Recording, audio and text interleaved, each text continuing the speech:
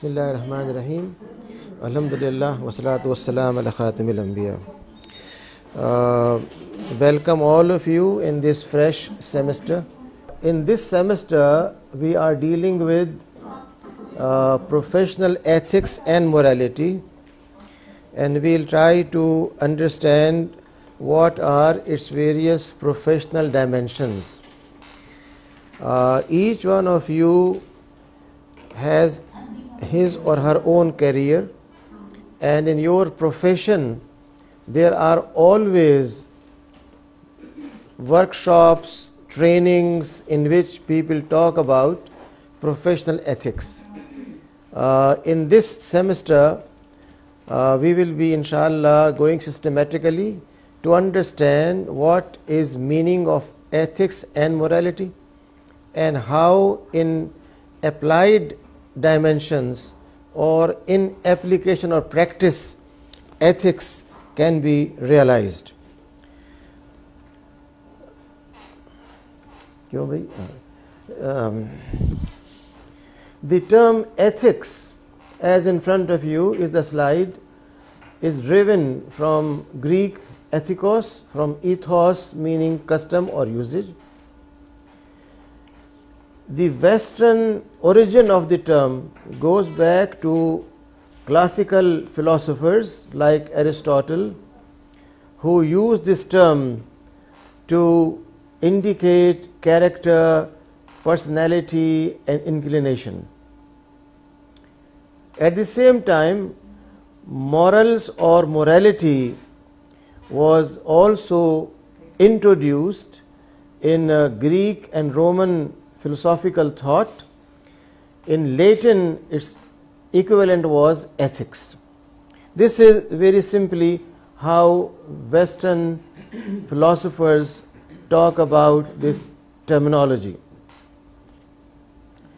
It is also defined as philosophical study of moral life, which means morality refers to practical aspects, how to behave, how to deal with people, but why you deal with people in that manner is what is ethics concern. When we say that you should smile when you are talking, why should you smile? Why don't you make a very frowning face instead of smiling? Naturally, when you want to talk to a person, interact with a person, and you are creating a barrier through your anger, you will not have good communication. But should it be a matter of my own choice that I decide to smile, not to smile? Or someone else should tell me? When we go in that kind of analysis of our normal conduct and behavior, why am I smiling? Why am I laughing? Why am I angry? Why am I shouting? For all those aspects, the issue that relates with why we are doing it goes in the realm of ethics. But actional aspect is quite often understood in terms of moral life or morality. Therefore, ethos refers to a totality of conceptions held by a community in relation to ethics. A community of people, if they agree that when you have an elderly person, then you bow down or stand up or come and kiss his or her hand, when this thing is agreed, then this becomes morals, this becomes custom, this becomes tradition. But why you do it is a matter of philosophical interpretation. That is the realm of ethics. So morals and morality refers to manners observed by a specific community. Reasoned knowledge of what is considered is ethical. When we rationalize, when we elaborate, then that's called ethical. So morals ultimately mean habitual conduct and behavior of a society. Moral sanctions and principles imposed on people are usually, in the Western and Eastern thought, social constructs. These are called social constructs, which means that if You find some women covering their head with a scarf. Is it a matter of a convention, a regional, local culture, agreement of some people, or their own definition of how they should behave? Eastern and Western philosophical thought, sociological thought, psychological thought, all of them are unanimous on the point that whatever you are doing as morality, whatever you are practicing as culture, all that has its origin in local customs and traditions. Customs and traditions have given such practice a normativeness. These actions of people, when endorsed by a community, assume the status of a norm.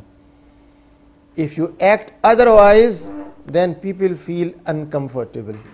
They say you are doing something wrong. If you find your teacher who taught you in elementary school and you are governor of a province and someone tells you that your so and so person has come and you say, let him wait for 2 hours, I will see him after 2 hours, because now you are governor. Is that ethically correct? Why? Because you assume that when a teacher comes, you must respect, irrespective of whether he taught you in elementary school or in university. So, since this has become a practice in the community, therefore, we blame the person. Look, since he has become governor, he has no more respect for his teacher. But is it local custom or something else? Ethics, therefore, tries to explain philosophically why we are doing it. And normally, the conclusion of Western philosophers is, it is a social construct. Therefore, whether you are chewing gum in a classroom, or you are avoiding bringing a cup of coffee in your classroom, your choice is a matter of social construct. Whether you believe in an ultimate being, a creator, or don't believe in that, is also your social construct. Therefore, not only ethics and morality, but everything which we do as good or bad is interpreted in Western and Eastern philosophies as social practice becoming a norm. Any question till now? Is that clear? Yes. This is the basic assumption of ethics in the West or the East. Okay? जी वालेकुम सलाम. ज़रा ज़ोर से बोलें please.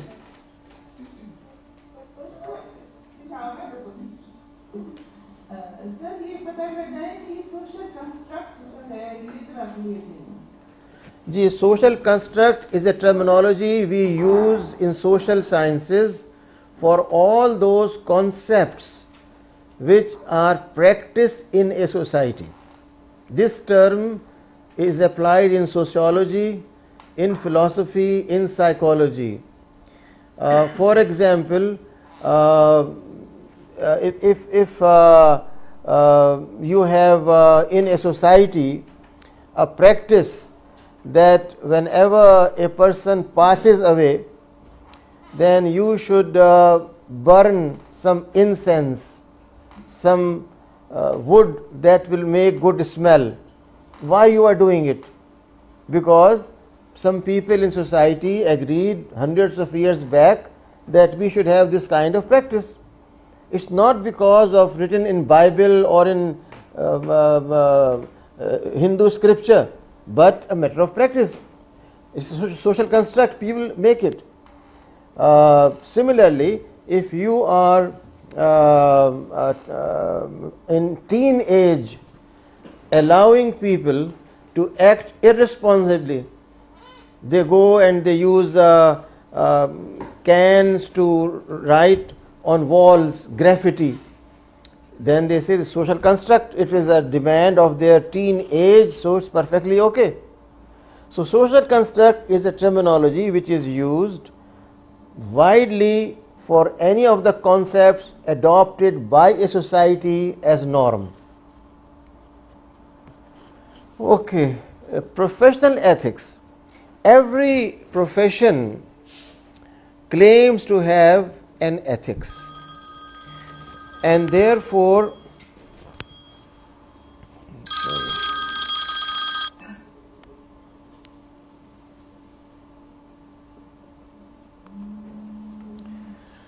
when we talk about very crude things, say for example, you have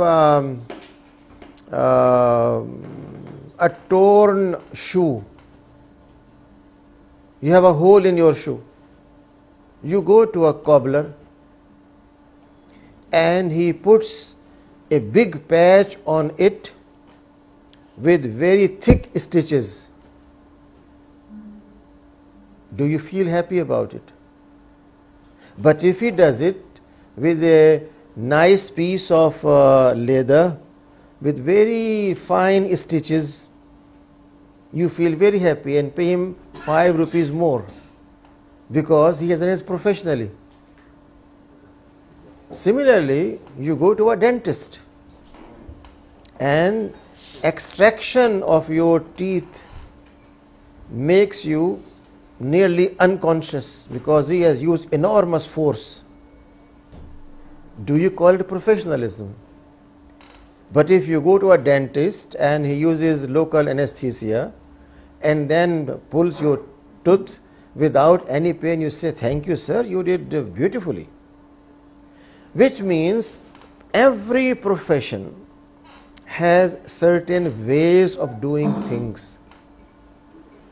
But when a dentist extracts your tooth, then is this person doing it because of his desire to get recommendation from you for other patients, or is it by compulsion? Is it by consideration that I want to make more money and therefore I am doing it, so this person will go and bring 10 more customers to me? All those aspects belong to philosophical dimension of your action. So professional ethics is not simply a matter of how you do your profession skillfully. It's not just skill. Your extraction of tooth is a skill. And when you are doing it, then people say, "Bravo, how good he is." But is it also ethical that you are drawing, you are extracting a wrong tooth? Someone comes and says, "I have some problem in my jaws," and you say, "You have problem of wisdom teeth," and instead of wisdom tooth, you draw some other tooth. Again he comes and says, "Oh, sorry, you need next appointment," and next time again you charge the person. Is that ethically good? Therefore, every profession has a set of rules and regulations, and therefore what we have said here is very simple.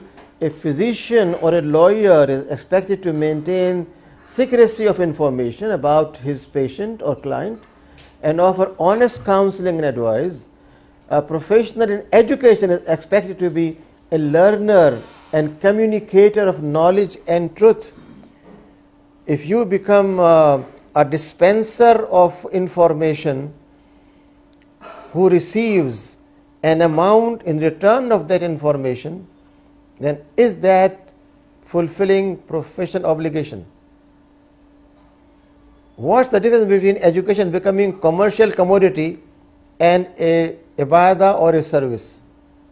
When you are doing your job in educational institution to please Allah subhanahu wa ta'ala, and for that you want to do best effort in finding out most latest information and then put it together in a logical manner, then use all possible means of good communication, develop your skills in communication methods, and then deliver that.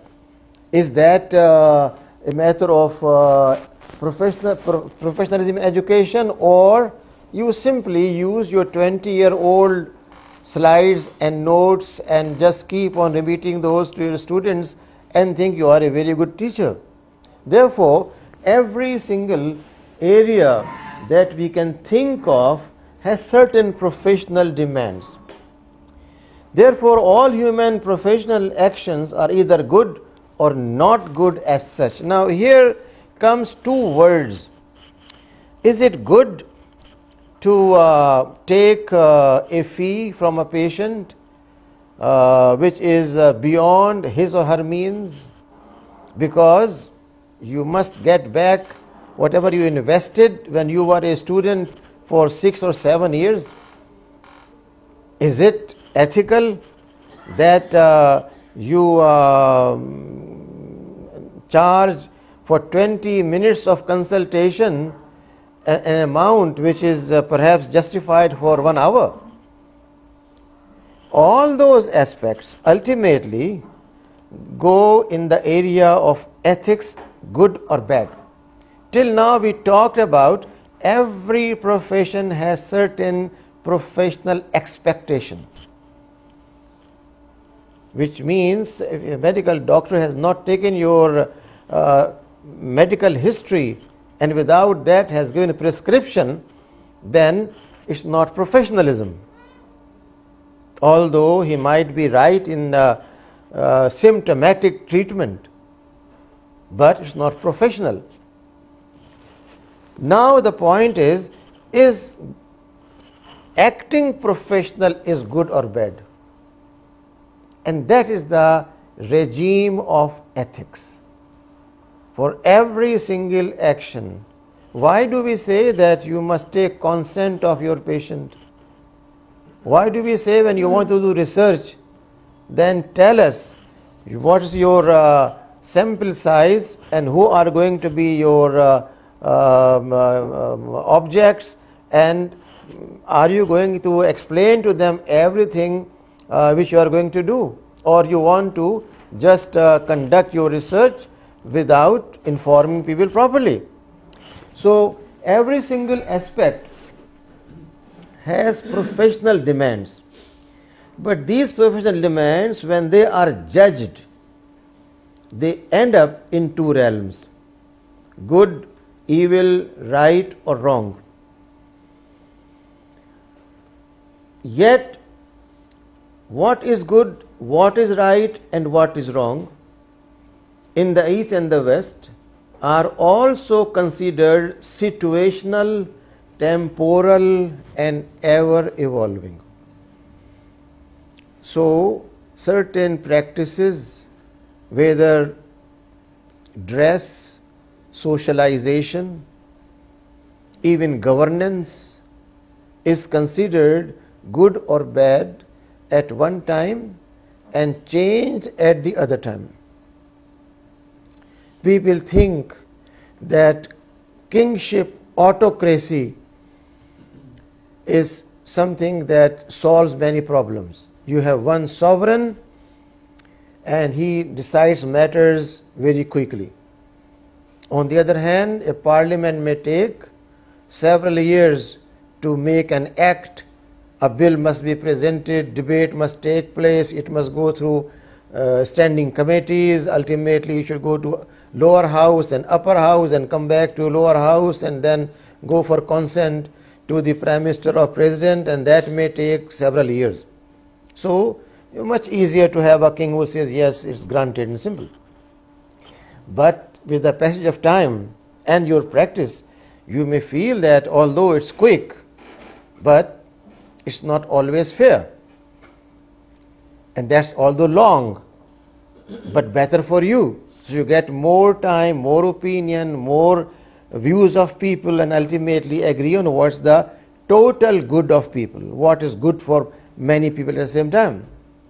So standards of what is good, what is right, what is evil keep on changing. Till yesterday you were saying that if a person is unfaithful to his wife, it is very much unethical and criminal. Not only unethical but also against law, and you must punish the person. Now you say that if they have good understanding, then each one has his or her own space and they can do whatever they want in their own space. A husband has no right to ask his wife, and nor wife has a right to ask, where have you been? Because time has changed and this is the norm. That's how we live. We are a liberal society, which means that standards of what is good and right, or what we said in the beginning, have also been made subject to social construction. Whatever society constructs becomes ultimately legitimate, right or wrong. This is how ethics has been handled and treated in the East or the West.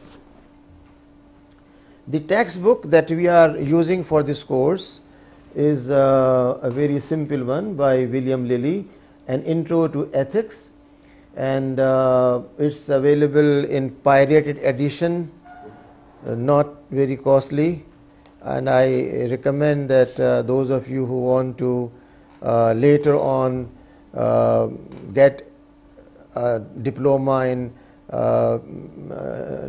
teaching methodology or medical education or any other areas should get a copy of it from any bookstore and go over it. It's very simple, very easy. So Lilly talks about what is meant by ethics, and he says it may be defined as the normative science of the conduct of human beings living in societies, a science which judges this conduct to be right or wrong, to be good or bad. Which means it's a science, which means a body of knowledge. Science does not mean physics or chemistry or biology, but means a body of knowledge.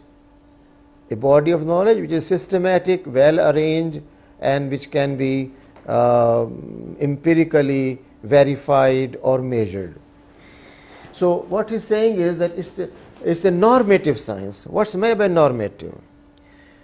Two terms are used in philosophy, in social sciences. One is normative and other is positive. Normative means those areas where you have certain principles involved, and positive means areas where your observation or senses are involved. Therefore, all applied sciences are positive sciences. All sciences that relate with conceptualization, thinking processes, contemplation, these are called normative sciences. Philosophy, logic, literature, poetry, political science are all normative sciences. So ethics he defines as a normative science which provides us with norms, with principles, with values.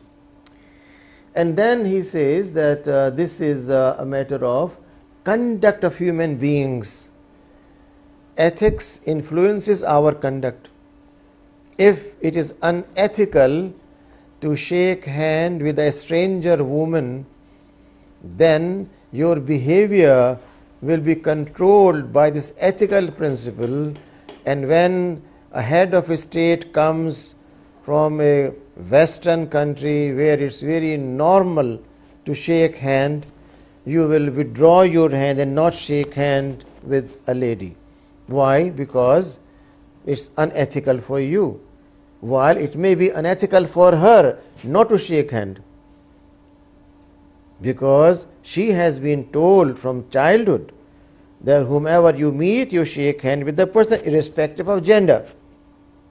So now you have two equally valid positions. One of a lady who has been born and raised in a culture where shaking hand is something very normal. You are raised in a culture where it's not allowed. And therefore, you have to make an ethical judgment in every step. For a dentist, how close the person should go to a patient's face when working? What kind of perfumes to be used when you are working with a patient?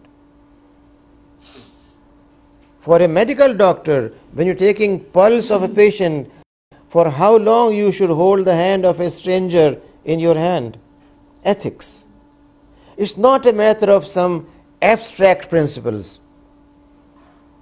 Therefore, even as a Christian girl came to me and said, why you want us to study some Islamic stuff in this university? I said, it's very much important for you.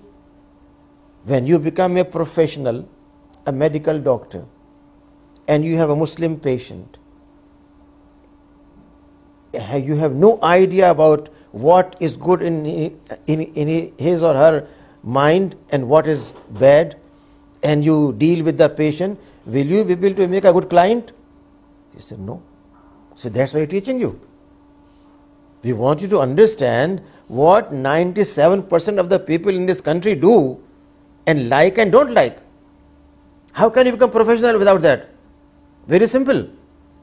Therefore, it's not a matter of just theoretical discussion, but when we say social or human conduct and what is right or wrong, then this right and wrong is not confined to classroom lecture, but it is there in every aspect of life. You are a hawker, having a small shop in Juma Bazaar, and you are selling apples or bananas, and a client comes. You give the client 2 kilos of apples. You are charging an amount of perhaps 100 rupees a kilo. But while measuring, you put 5 rotten apples in that. The price you are charging is for clean apples, but you are putting in that 5 rotten apples. Is that ethical? Is it good or bad? It's not a matter of when you are giving ideas to people. Ideas are like apples. If you are giving bad ideas, second-hand ideas, rotten ideas in your classroom, obsolete ideas which are no more relevant, then are you doing something good or bad? Therefore, ethics is not just a matter of philosophy, although it is the regime of conceptualization of actions, but every single action is linked directly with what is supposed to be good or bad. Any question till now? Any difficulties? G? A science is defined as a systematic body of knowledge about a particular set of events or objects. Your science of physiology relates with human body, and you go for every single part and try to understand. Political science deals with political behavior. Medical science with systematic study of health and welfare. Ethics as a science provides systematic body of norms, values and principles. What are norms? what are values, what are principles which help in regulating human conduct in society. I always say that our problem is neither economical nor political, but essentially ethical. If we understand what is ethics of a parent, of a son and daughter, of a brother-in-law, of a mother-in-law, then you will not have all that crisis you have in society. If we understand ethics of a neighbor, ethics of a servant, ethics of an employee, we will not have corruption and problems. It's not a matter of lack of resources, not a matter of following a system which is rotten, but essentially it's an ethical crisis that we face in our society and at a global level. We talked a while ago about ethics as a normative science, and I used the word positive earlier, but now you find what's the meaning of this positive science. Sciences are derived in two general categories. Positive or descriptive sciences describe objects and phenomena as we find them with the help of our sense organs. Therefore, all applied sciences where you use quantitative methods are positive sciences. The farthest implication of positive sciences is what is known as positivism in philosophy. And positivism does not mean something good, but means that you are taking everything in terms of its empirical existence. Therefore, Auguste Comte, a French philosopher, came up with the idea that human history has gone through various phases. There was a phase of mythology or speculation, and that was the stage of religion. Then came the age of intellect, and people thought that whatever is philosophically good is to be done. But then came the age of positivism, which means whatever is materially measurable is right, and that is our age of positivism, which simply means that earlier two phases are no more relevant and to be discarded. Since religion was mythology, just a social construct of people of some time, the age of reason has come, so no need for religion because of reason. But reason also has been superseded by a positive approach, applied approach. So now even reason is no more needed, but you just follow whatever is empirically verifiable. And that means worship of materialism. That means looking for things which you can measure in a scale and feel them through your sense experience. Now this is the basis of what you see today in your electronics, in your political institutions, in your legal system, whatever you call, the whole system that we are following in the East or the West is based on this assumption. Positive sciences in that sense are all those sciences which are based on your quantification of material. Therefore, economists tell you that this is the natural resource, this is the human resource, and if you want to have a good society, then you must have this economic index. It never tells you that economic index will make you a kind person or a vicious person. Capitalism as a product of this whole system tells you I should have more and more wealth to become a millionaire, a billionaire, a trillionaire. So I become President of America. This is the cycle. No place for any kind of ethics and morality. Therefore, you find in the present situation a person who, because of his wealth and not because of his manners, his wisdom, his knowledge, his capability, has been elected in a system we worship as ultimate system. You call it democracy.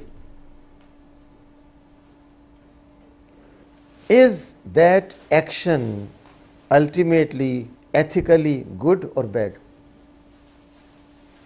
And you are seeing with your own eyes, even the electoral college of that country, people with same kind of color of skin, with white skin, are condemning the person because of ethics, not because of the philosophy of Auguste Comte and capitalism.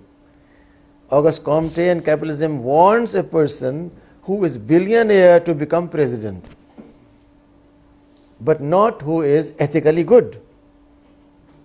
Yet there are people in same country who have sense of ethics and morality, and they are saying it's wrong.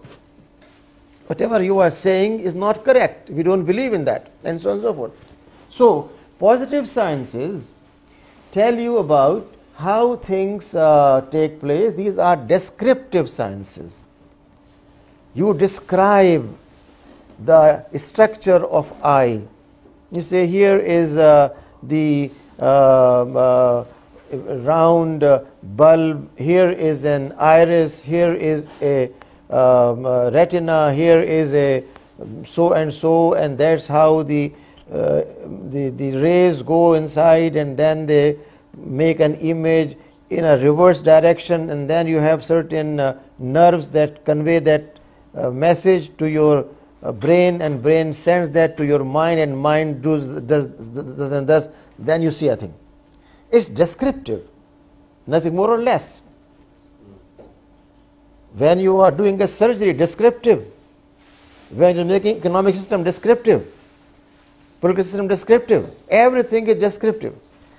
Therefore, we call those positive sciences, while ethics and morality is called normative because it deals with principles, although it may also touch on certain quantifiable aspects.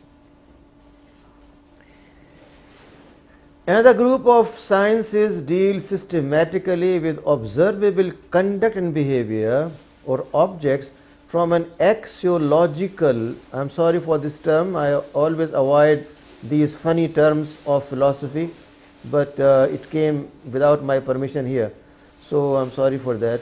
But all it means is normative or based on principle. These sciences deal with standards, rules, or conventions by which we judge an object, either standards or rules made by people or conventions. Again, you will find that all legal systems of the world are based on this one single word, convention. Whatever is done by a people, with the passage of time becomes a rule and then a law or a norm, and people accept it. These sciences deal with conventions with which we judge objects, phenomena, prescriptions, or conduct as good or bad, wrong and evil and virtuous. Aesthetics, for example, deals with standards by which we judge and perceive objects as beautiful or ugly. If a person brings a canvas, a brush, and some paint and makes a very beautiful image of a bird, you enjoy that, you say it's very good, beautiful. But when he makes image of a nude, you say it's not good, it's bad. Which means aesthetics, or your sense of beauty, is the measure, standard, which makes you decide what is good or bad. There is a very significant difference between beauty and nudity.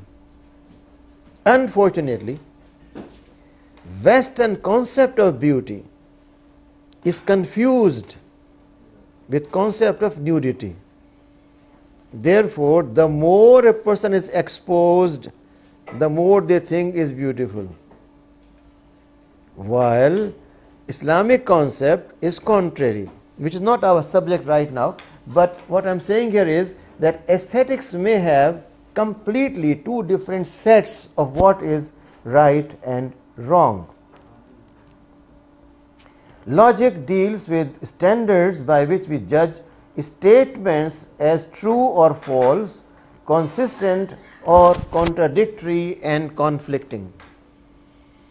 Therefore, you say that I was very much thirsty, and I took a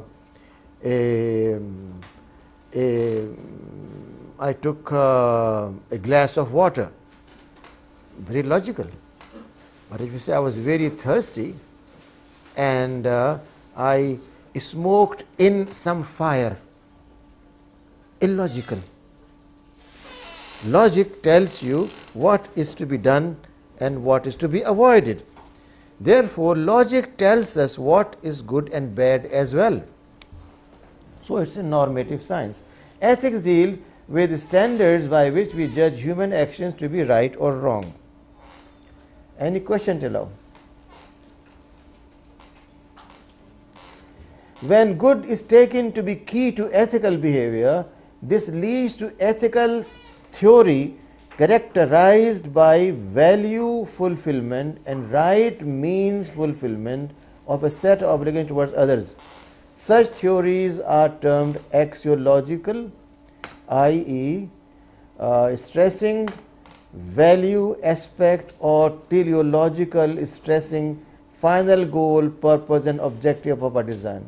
Again, a few terms crept in, but we could not avoid those right now.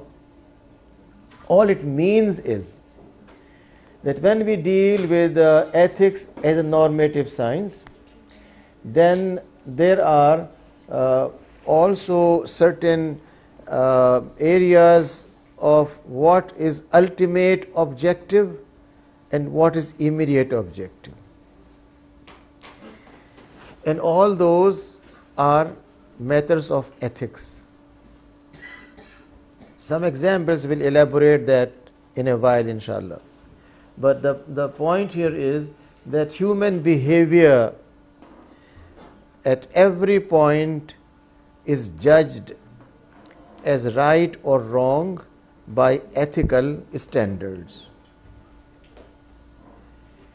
When right is taken as key obligation and duty, such theories are termed deontological, or stressing what is the legal requirement. Good and right can be viewed as either objective, independent existence, or subjective, standing for a human intervention. When we say something objective, independent, means that it is good by itself.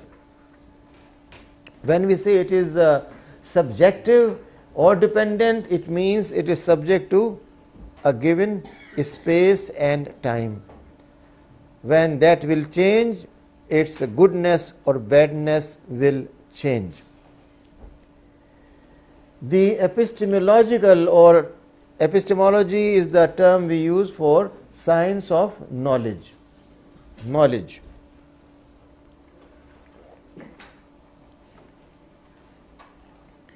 How the good and right are known is answered by ethical naturalists who claim right can be known as natural objects are known and right can be empirically verified. There are a group of people who claim that what is right and wrong is a matter of naturally assuming that nature tells you right or wrong is not a matter of just philosophical speculation, but by nature people can find out is it right or wrong. So nature becomes their benchmark, nature becomes their judge. They evaluate everything based on what they conceive as nature. Is it natural to drink milk and water, or natural to drink Coke and Pepsi? So they say it's more natural to drink milk or water, therefore we should use that.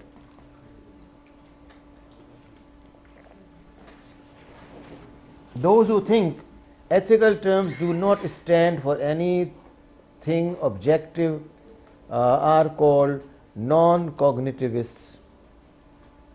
They think ethical judgment stand for emotion, attitude, proposals and recommendations, etc. These are not that important to waste your time on that, but just for your information, I thought how Western philosophers talk about ethics should come to you. Now we come to specific thinkers from the West.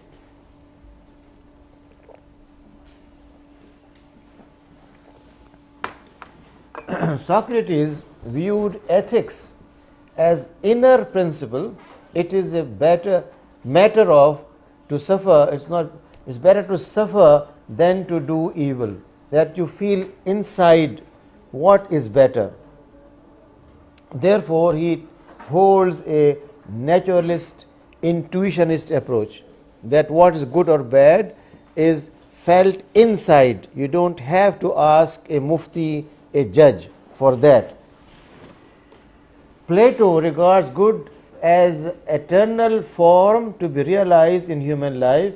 He holds teleological institutionalist approach, which means that again very close to naturalist, that it is by nature like that. Aristotle holds the goal of life is happiness or well-being, and therefore whatever makes you happy is good. And that's what till today is followed by many Western societies. They say, I feel good, I am happy. And so happiness becomes ethical criteria. Saint Augustine, a very well-known Christian theologian, also considers happiness as universal principle. He is also belonging to same school of thought. Immanuel Kant, a German philosopher, thinks that ethical conduct is a categorical imperative. That means ethics must be observed as we observe certain laws.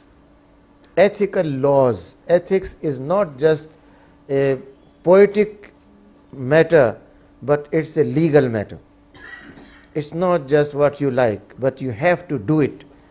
Therefore, imperative means that you must do that. Bentham and Mill both are in same category.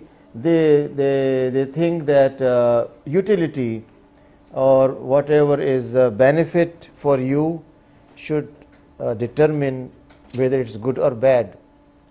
and that is the basis of capitalism, that whatever gives you satisfaction materially, or the good of highest nature of pleasure and satisfaction, that is also ethically good. So you can suck as much blood of the poor as needed, because it makes you happy. You can make as much wealth as you like, because it makes you happy. Nietzsche considers power, that if you acquire power, then it is very ethical. So absolutism, dictatorship, monarchy, all such aspects are endorsed as ethical because of his philosophy. Some consider ethics as a social construct, as we said earlier, or social reflection of social conditions. This is what is ethical relativism, which is also the most dominant trend in the West and even in the East, including Muslims. They have been influenced greatly by this philosophy, and they have also started thinking that there are ethical norms which are subject to change and modify temporally or with the change of space. Then Jean-Paul Sartre thinks that ethical judgment is a matter of authentic choice. Whatever you choose with confidence, individual decides what is right and wrong. Again, it supports the capitalist system, where you have the individual who decides what is good for himself or others. Another British philosopher, John Rawls, considers that what is just and fair is also ethically good. So justice for him is the basis of what is ethically good or bad. This gives you an idea about how a variety of Western philosophers look on ethics and morality, and there is no consensus among them, except all of them either regard ethics as a mutually agreed practice, or every individual given the liberty, or ethics as imposed as law or convention of society. These are the major trends that exist in West as well as in the conventional Eastern societies. The term good generally means a thing which is valuable for some end or purpose. It often refers to an end, not a means. When it is an end, we call it summum bonum or supreme good. Building a house, purchase of a car may be an end, but not a supreme good. If you want to purchase a car to reach your office or travel to meet your parents, then purchasing the car is not the ultimate good, but going and meeting them is the ultimate good. Therefore, a difference exists. What is the ultimate good is called summum bonum. Human beings have a variety of ideal objectives and purpose of life, such as wealth, power, knowledge, love, serving others, etc. Ethics and normative science offers criteria to make a cognitive, that means knowledge-based, perceptive judgment in conduct of affairs. Ethics requires that you make a judgment with cool mind, with thinking process, with finding out is it just, fair, right, wrong, and so on and so forth. Ethics being theoretical implies that knowledge of ethical principles is expected to help in good conduct, expected, while those who are like Immanuel Kant and Ravel, they think that it's a matter of law. It's not just expectation, but it is a obligation, but not a condition for good conduct. Its study cannot necessarily make men and women pious and virtuous. You may be able to understand that taking a cup of tea is good or bad, but you may never drink tea, although you know about it. So, knowledge of good and bad does not make you a pious or virtuous person. A good painter is one who can paint beautifully. A good man is not who can, but one who does act rightly. A good painter is good when he is asleep. A good man is not good when he is asleep unless it is good to sleep. Difference is very clear. You see, if it is good to sleep, you are a good person. It's not good to sleep, not a good person. Goodness is not a capacity or potentiality, but an activity, a volition, or a choice. The essence of virtue lies in the will or your intention. A good will is good not because of what it performs or effects, not by its aptness, appropriateness for attainment of some proposed end, but simply by virtue of volitions, by virtue of your desire or will. A normative science of conduct of human beings living in society, ethics judges conducts as right or wrong or good and bad. Positive science describes objects or phenomena as we observe them with the senses. A botanist is not expected to declare a plant beautiful or ugly, good or bad, but only describes a plant as having a stem, having some leaves, having some branches, and so on and so forth. Therefore, the difference is very, very clear. Ethical judgments always involve use of terms like right, wrong, moral, immoral, ought to do, should do, duty, bad, good, and so on. But does goodness or righteousness also depend on results or circumstances and situations? Question mark. Ethics as a normative science tries to resolve these and similar issues. That whatever you are doing, is it also appropriate or not? Ethics as a normative study deals with the ideals and standards of rightness and wrongness, good and evil involved in human conduct. Unlike other focused areas, it has a wider scope and domain. For example, psychology deals mainly with individual consciousness in the context of social responsibility.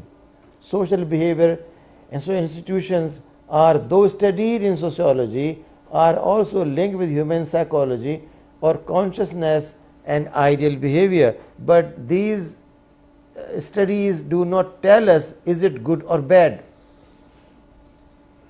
Human desires, wants, wishes in psychology are studied from a psychological perspective. Human desire and want depend on the worldview of a person or society.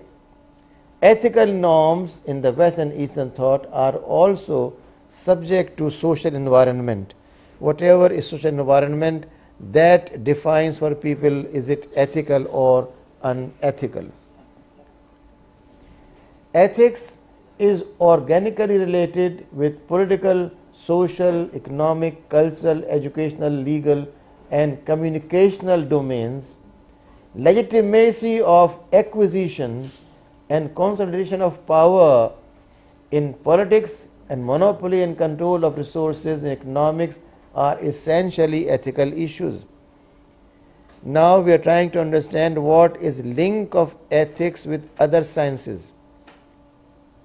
Therefore, whether you are dealing with economics, political science, sociology, any area, there is always a question. Whatever policies you are making, say for example, you want to make taxation policy, and beneficiaries are only billionaires, not the poor man. It may be sound economically, but is it also ethical? You may make a policy for political institutions which allows every parliamentarian to get a salary equal to a Supreme Court judge or President of Pakistan. But is that also ethically correct? Those parliamentarians who have come from families which are millionaire and they are in the parliament because of their money, if you further give them each one 5 lakh rupees a month, for example, then is that a correct legislation, a correct approach in political matters? So wherever we are, every single aspect, therefore we say, is organically related.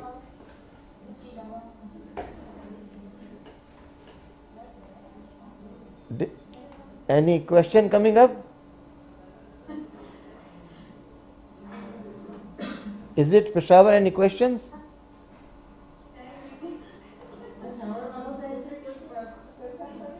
कहाँ से बोल रहे हैं लोग? Okay. Are you following us? Okay. Desire and wish as terms are used synonymously in psychology, economy, political science, as well as ethics. Yet there is a difference. The term wish refers to those desires that continue to be effective. An effective wish may or may not lead to a definite act of will. An intention or resolution is more than a wish. It leads to an action or force of will or power of carrying out an action. One may think, have a wish to become president, but is that also translatable?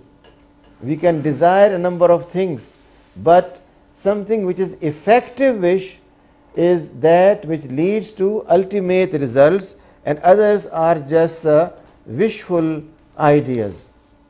Human beings are also members of a group, a family, a nation, a profession or trade. This affects their deliberate or willful actions. Therefore, collective action is to be measured and identified as either ethical or unethical. The true intention corresponds pretty close to the true purpose. Purpose refers to the mental activity, while intention refers to the end. What is your ultimate objective? The purpose of gratitude course is to achieve the end or a PhD, and that tells you about what's the difference between just a desire and an end. There may be a difference between immediate and remote intention of an act. X and Y may have immediate intention to save P, while X may do so simply to save his life, while Y may save him from drowning in order to hang him later. You find a person in a river and you save him. Now, there can be your intention may be that to save human life as normal, but at the same time a prison guard may save this person, so he may hang him tomorrow. So you have a series of what is your real intention and why you want to do, what's the motive behind, and all those aspects fall in the area of ethics and morality. We may also distinguish between outer and inner intention of an act. The outer intention of lifting a man fallen in a ditch may be to help him come out, while the inner intention may be to relieve one's own mind from human distress and pain of seeing a person suffer. When you are sending a load full of a container of medicine or blankets to people in Syria who have no home, then you may have your own self desire fulfilled, not just their need. So ethics is not just a matter of doing things which have an outer expression. Outer expression is that you are helping people who are in difficulty. But when you are doing it, how about yourself? You are doing a favor to yourself, not to them. We always look on the charity as a favor given to a person. You never look on its other dimension, that whatever you are giving to a person is being credited in your account 70 times more than what you have given. So what you are giving is you are giving to yourself, not to the other person. What's your real intention? How you want to do it? Suppose you want to charge twice your fee from a rich person because he can afford, and you want to give some money to purchase medicine without charging a fee for a poor person. So, although you are extracting from here some amount, which may look cruel, but ethics may guide you in that. Should you do it or not? So, outer intention may be to have inner peace through prayer, while inner intention may be to secure a place in paradise. Or outer intention may be that people call you a very pious person, and then you lose even paradise. Very simple. Huh? So, all these are ethical issues. There can be a conscious or unconscious intention of an act. Social work may be due to concern for well-being of mankind or personal reputation, that university will get ranking by the HEC, that they have more involvement with society, so we give them 3 marks more in their ranking. If this is the main purpose of social work department we have, then we are losers, not winners. So you have to judge objectively, critically, whatever we are doing, is that really ethical also?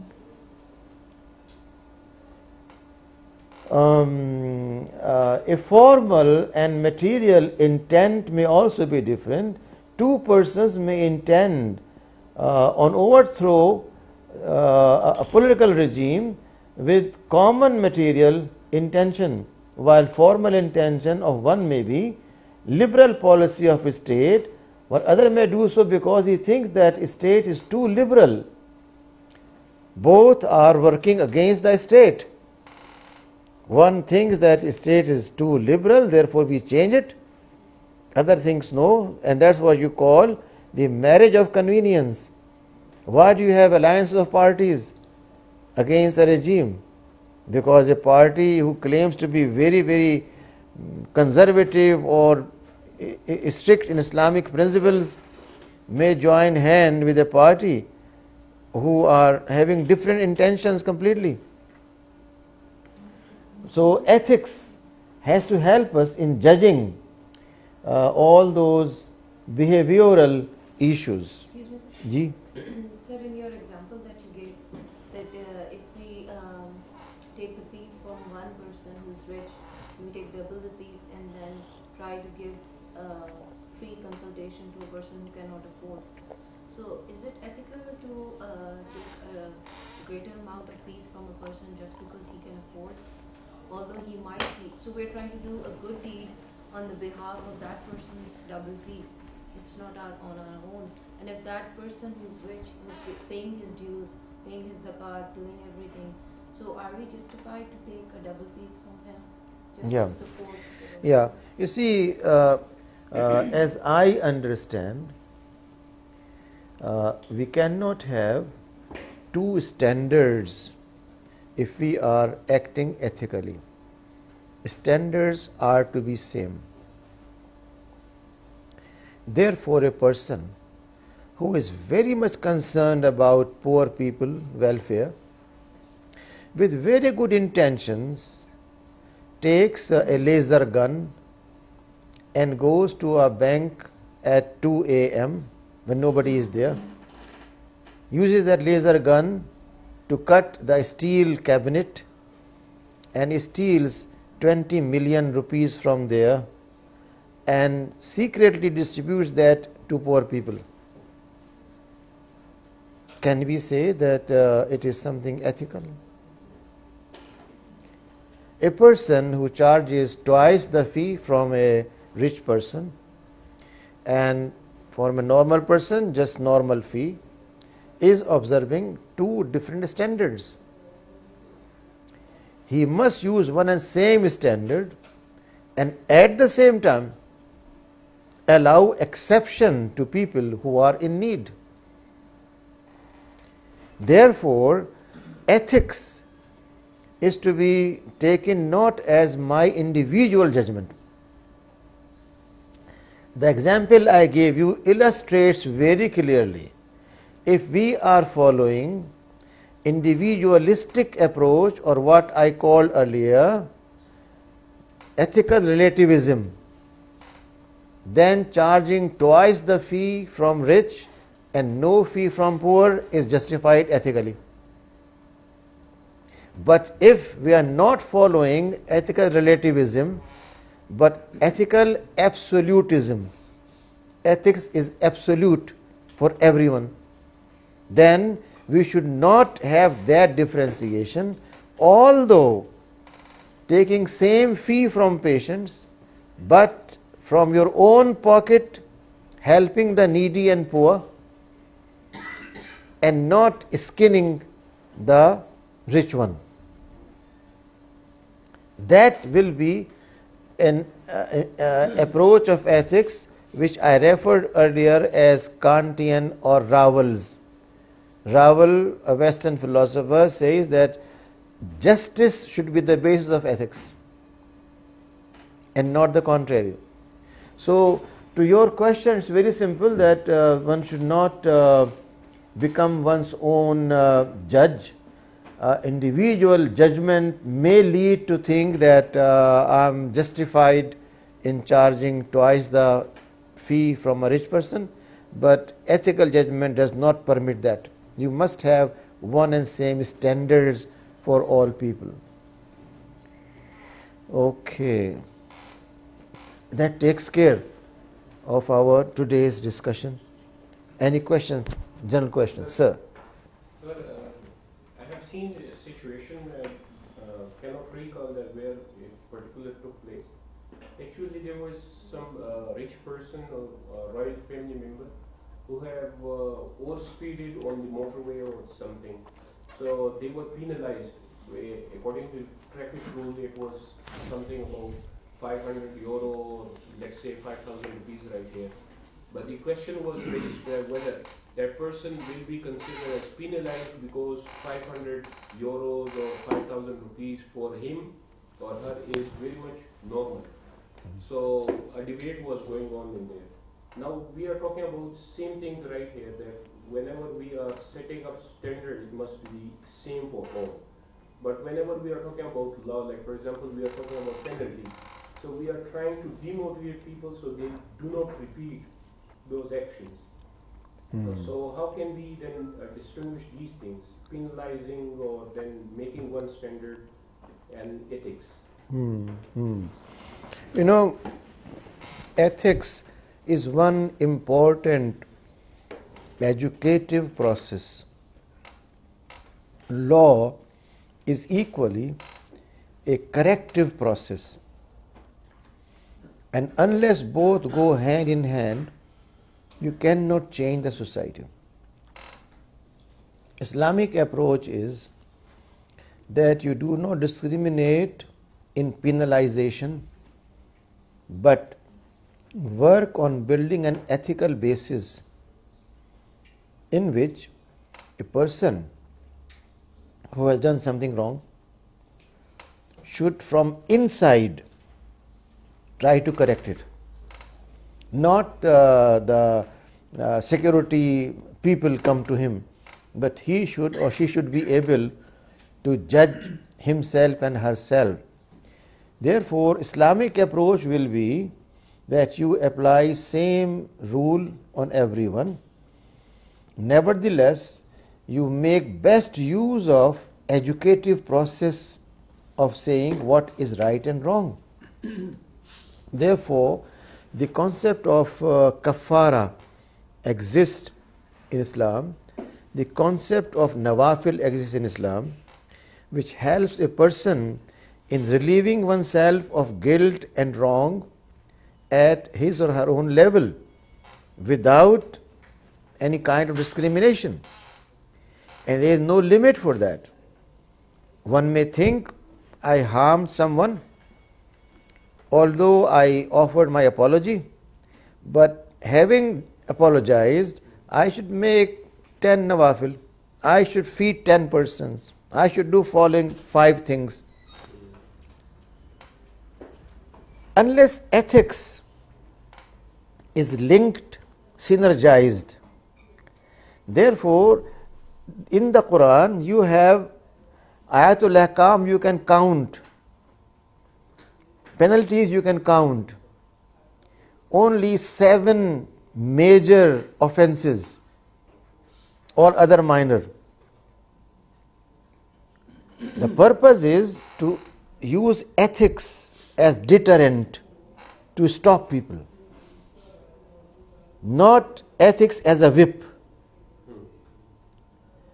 In Islam, when we talk about in the other semester philosophy of law, then we may discover that Islam takes an approach where law only supports ethical actions. Sharia is not a matter of hanging and killing, but a matter of educating people how to become good, how to purify. At only when all efforts have been made to correct a situation, then law comes. While the general concept is that if tomorrow Sharia law is implemented in a country, you will have half of the people without hands. It's wrong, completely wrong. So the Islamic approach to your question is very simple. It will not change law because of wealth of people, but it will use all possible means to educate people so they will avoid breaking law. हमारा पहला discussion जो है ये introduction है ethics के बारे में.